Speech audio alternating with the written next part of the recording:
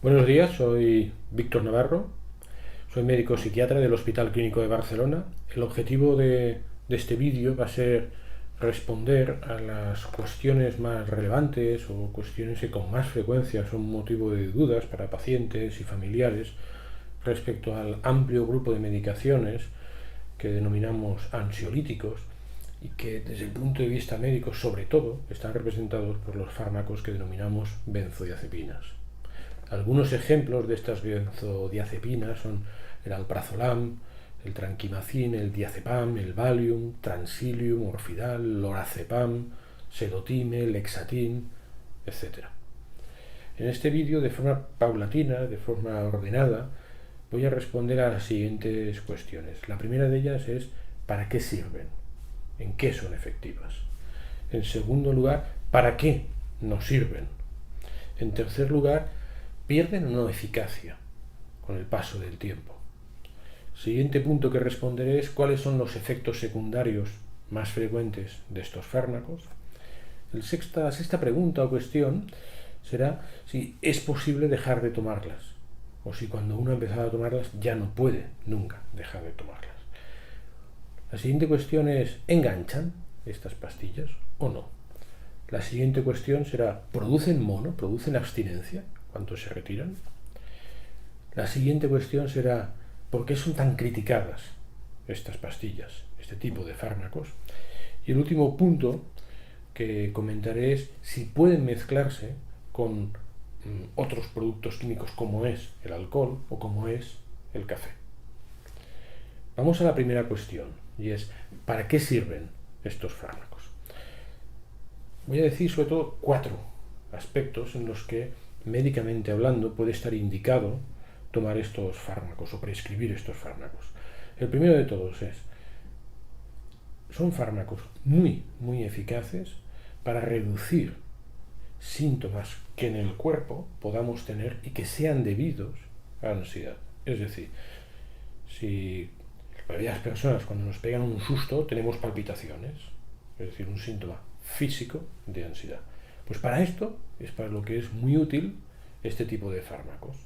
Cuando una persona tiene síntomas muy intensos que le limitan mucho, que parezca que son debidos a ansiedad y que no sean exclusivamente un pensamiento, sino que sea además síntomas en el cuerpo, palpitaciones, nudos por aquí, tensión muscular, sensación de ahogo, temblor, tartamudeo, todas estas cosas, si son por ansiedad, se pueden reducir mucho con estos fármacos.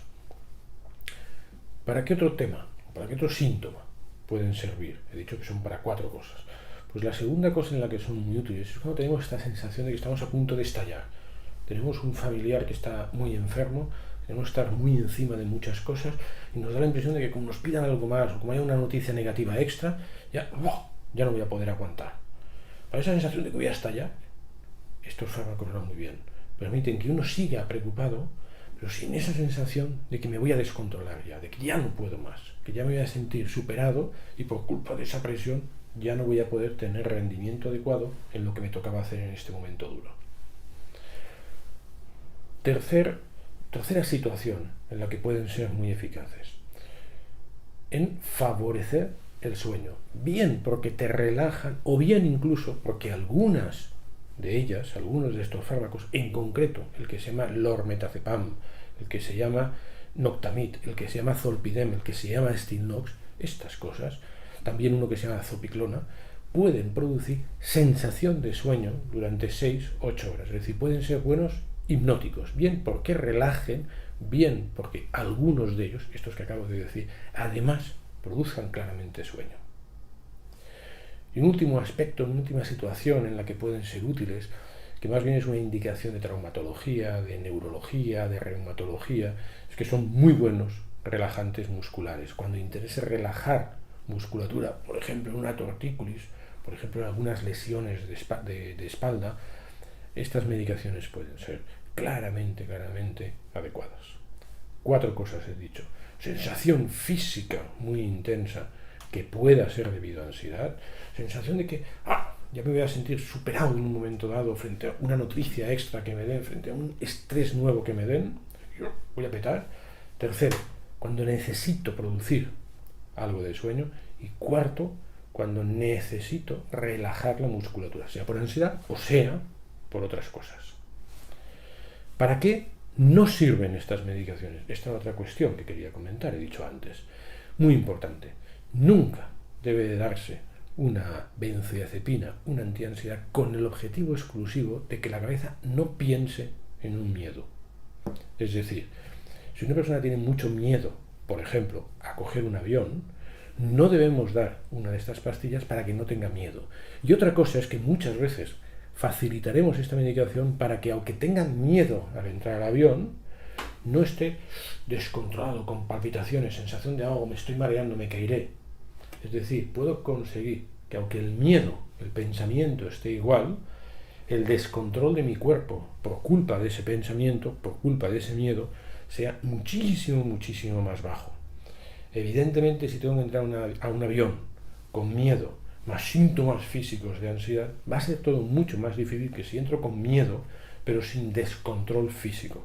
Si entro sin descontrol físico y tengo la suerte de distraerme con algo intenso en el avión, sea la película, sea la comida que me traen, va a ser mucho más fácil que realmente durante un rato parezca que se me está yendo el miedo, que no. Si me ponen películas, si me traen comida, pero yo estoy pues yo puedo conseguir que ese disminuya con una antiansiedad.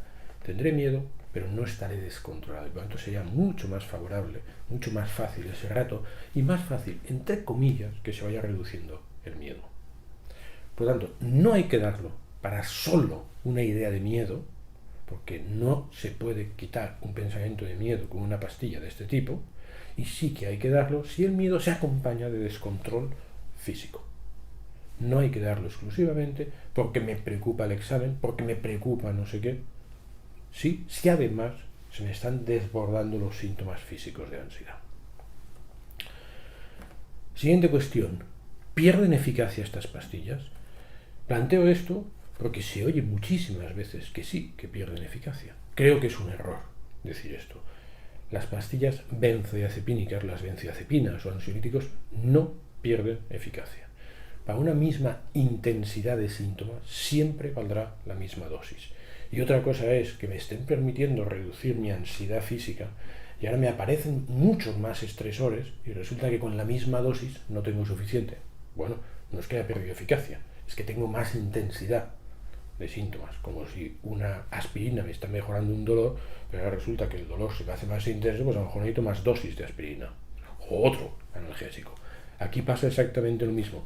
Para la misma intensidad de síntomas no hace falta ir aumentando y aumentando y aumentando dosis.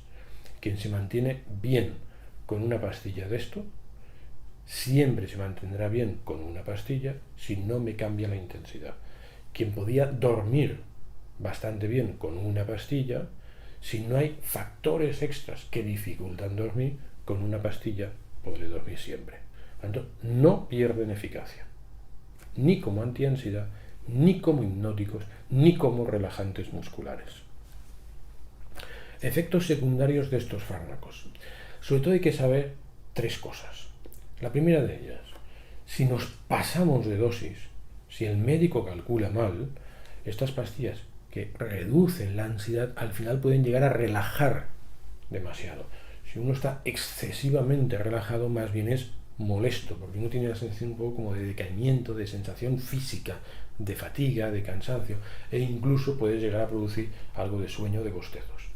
Por tanto, muy importante que el médico calcule lo mejor posible la dosis para evitar este efecto secundario molesto, que es estar excesivamente relajado. Es muy importante tener en cuenta que si bien el médico puede calcular mal, es muy fácil rectificar, porque estas pastillas dejan de hacer efecto en escasísimas horas y por lo tanto en el peor de los casos lo que tendré que hacer es bajar la dosis y en escasas horas habremos ya calculado bien eficacia sin producir efecto secundario.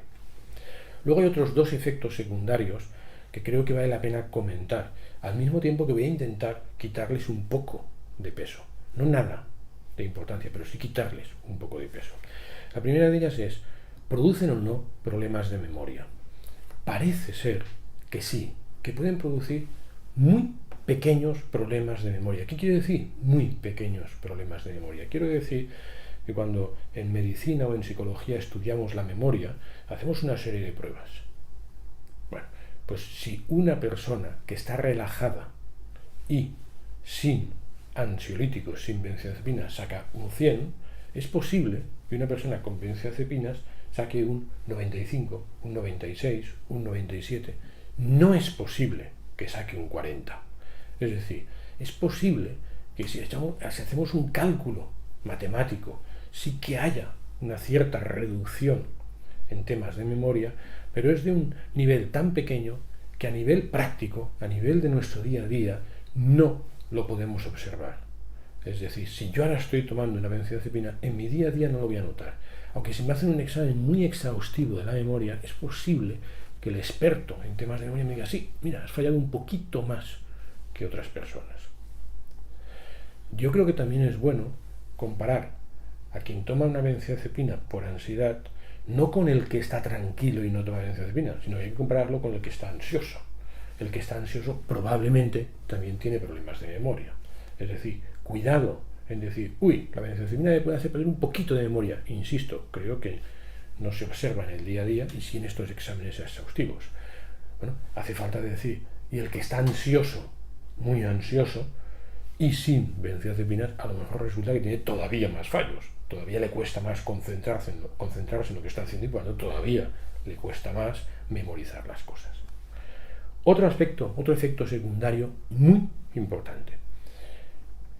Parece muy claro que cuando se toman benzodiazepinas por la noche, sobre todo si se toman benzodiazepinas con objetivo hipnótico, hemos dicho que, por ejemplo, lormetazepam, noctamid, zopiclona, zolpidem, stilnox, cuidado, seguro que disminuye un poco los reflejos. Por tanto, si a todos nos puede pasar por la noche cuando vamos un poco dormidos que sea más fácil que nos tropecemos, si uno está con el efecto de las benzodiazepinas, prácticamente seguro que si nos tropezamos, nuestra capacidad para parar la caída sea más baja. Por tanto, en personas de avanzada edad, en las que es especialmente peligroso una caída al suelo, no digo que no haya que poner benzodiazepinas por la noche, pero hay que pensarlo un poco más. ¿Es indispensable o no es indispensable? Cuidado, nuevamente, no solo se trata de ver si la benzodiazepina puede favorecer un poco el riesgo de caída al suelo, también hay que ver qué pasaría si esa persona no duerme por la noche, está ansioso por la noche y se levanta precipitadamente por esa rabia de no poder dormir. A lo mejor en ese caso también hay más riesgo de caída. Por lo tanto, como siempre en medicina, hay que balancear ventajas e inconvenientes del fármaco y ventajas e inconvenientes de no tener el fármaco, pero tener el síntoma intenso. Por tanto, efectos secundarios he dicho, cuidado si el médico se pasa de dosis porque puede producir un poco de sueño, pero es de fácil rectificar simplemente bajando la dosis. Segundo efecto secundario, posibles problemas de memoria, pero creo que de un nivel tan bajo que no es perceptible por el paciente, sí por el examinador, por el psicólogo experto en memoria, que puede detectar que hay una cierta disminución de la memoria. Y el tercer aspecto, sobre todo aplicable en personas de la tercera edad en las que el riesgo de caída es elevado por si se hacen daño al caerse, tener en cuenta un poquito este factor favorecedor de las caídas, no por favorecer directamente la caída, sino por reducir los reflejos del individuo. Otro aspecto, si tomo estos fármacos, ¿podré dejar de tomarlos? Siempre se dice que no, que costará mucho dejarlos. Yo creo que es un error este planteamiento tan pesimista o negativo. Yo diría que quien ha tomado o quien está tomando una benzodiazepina por una ansiedad puntual que ha tenido, es decir, si yo soy una persona no especialmente ansiosa y por una situación muy bestia en el trabajo que tengo, ahora estoy durmiendo peor y me estoy tomando durante una semana, 2 semanas, una benzodiazepina, en el momento que la situación estresante haya cesado, yo me podré quitar la benzodiazepina sin ningún problema. Lo que pasa es que muchas veces cuando una persona toma benzodiazepinas no es por un hecho puntual, muchas veces es por un hecho crónico, por una situación económica muy dura, una situación de salud muy dura, una situación familiar muy dura, e incluso hay veces que no es por un estresor crónico, sino porque uno es muy ansioso. Es decir, hay muchas veces que ponemos estas pastillas no para un hecho puntual, sino para un hecho crónico. Si el hecho es crónico, si el síntoma es crónico, hombre, en principio no es que no podamos quitar esta pastilla, sino que si quitamos la pastilla vuelve a aparecer el síntoma. Es decir, exactamente igual que yo con estas gafas. Claro, si tengo una miopía crónica, hombre, hasta que no me arregle la miopía, sí, voy a ser dependiente, entre comillas, de estas gafas. Si estoy utilizando estas pastillas para un síntoma crónico, porque yo soy ansioso o porque tengo un estresor bestia crónico, bueno, pues voy a estar mejor con esta pastilla durante mucho tiempo que sin esta pastilla. No creo que sea correcto decir que producen dependencia, no. Es que tienes un síntoma crónico y esto es una pastilla que se utiliza como un parche, como un tapar el síntoma hasta que desaparezca el síntoma. Si el síntoma desaparece después de 20 años, porque el estresor ha desaparecido en 20 años, pues sí, durante 20 años estaremos mejor sin la pastilla. Si quitamos la pastilla, no es que se intensifique mucho más la ansiedad que antes de la pastilla, no, se pone al nivel de antes de la pastilla porque el estresor sigue como antes de la pastilla. ¿Pueden enganchar estas pastillas? La respuesta es muy clara. Sí, pueden enganchar. Yo creo que es importante tener en cuenta que al ser humano le pueden enganchar todas aquellas cosas que produzcan relajación brusca o alegría brusca. Es decir, todo aquel producto químico o cosas de alrededor nuestro, por ejemplo, una máquina tragaperras que pueda producir relajación o alegría de forma inmediata, tiene riesgo de abuso. Y otra cosa es, todo el mundo tenemos capacidad para ser abusadores, todos somos susceptibles de ser abusadores de cosas. Es decir, hay que estar preocupado porque todos nos podemos enganchar a una máquina tragaperras. Lo mismo podríamos decir con el vino. Evidentemente el vino puede relajar y dar un toque de alegría de forma brusca. ¿Todos nos podemos enganchar al alcohol? Yo creo que es bueno partir de esta idea. Sí que existe riesgo de abuso con la máquina tragaperras, con el alcohol, con una benzodiazepina. A partir de ahí, ¿todos nos vamos a enganchar? Creo que no. Creo que es una minoría, muy minoría, la que se engancha a estos productos químicos o a estos juegos que tienen capacidad de enganchar. El grandísimo problema que tenemos en medicina es que no podemos saber con seguridad quién tiene ese riesgo. Ahora doy una opinión personal, no está demostrado lo que estoy diciendo.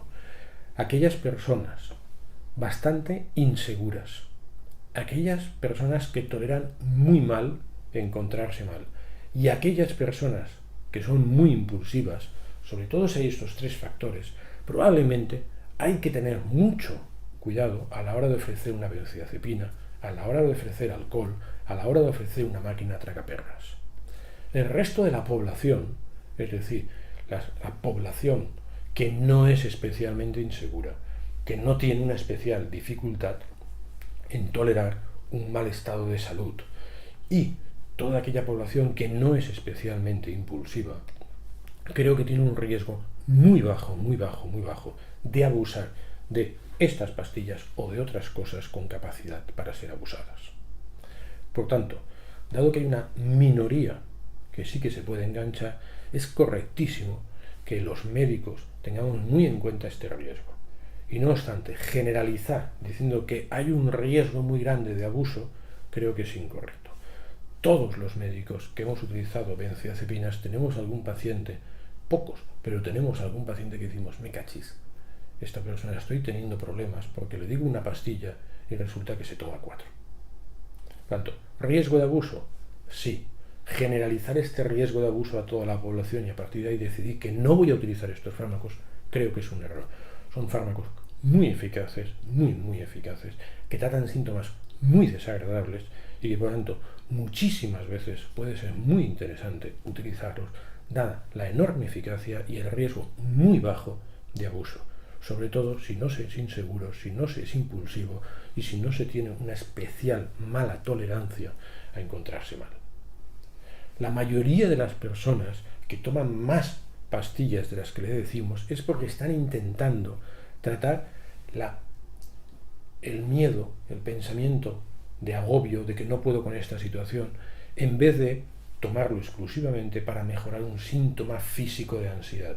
Inicialmente he comentado que este tipo de pastillas es muy útil para cuando uno entra en un avión, frenar las palpitaciones, frenar la sensación de ahogo si uno tiene miedo al avión. Pero no es bueno para frenar la idea de miedo al avión. Las personas que toleran mal este pensamiento de miedo a algo y lo quieren frenar con benzodiazepinas son las que tienen mucho riesgo de utilizar mal las benzodiazepinas, porque como van a tomarse una pastilla y no va a frenar el miedo, van a tomarse otra, y van a tomarse otra, y no hay manera de frenar el miedo, evidentemente. Quien utiliza las benzodiazepinas solo para las cosas que he dicho inicialmente, que es producir algo de sueño, reducir síntomas físicos de ansiedad, producir relajación muscular, quien lo hace con este objetivo tiene muy poco riesgo de abuso con estas medicaciones. ¿Producen abstinencia? ¿Producen mono? Sí, pueden producir mono. Estas pastillas no pueden quitarse de golpe si estás tomando una cierta dosis. Es decir, si, por ejemplo, con la pastilla que se llama alprazolam, uno está tomando 0,5 o 1 miligramo al día, lo puede quitar de golpe sin ningún problema. Si ha desaparecido la ansiedad de base, lo quitas y no pasa nada. Cuidado, si lo estás quitando cuando todavía sigue el síntoma, como yo con la miopía, si quito las gafas, hombre, no es que me tenga un mono, no es que tenga abstinencia, sino que tengo el síntoma de base y por lo tanto cuidado, porque me va a aparecer otra vez los problemas de vista.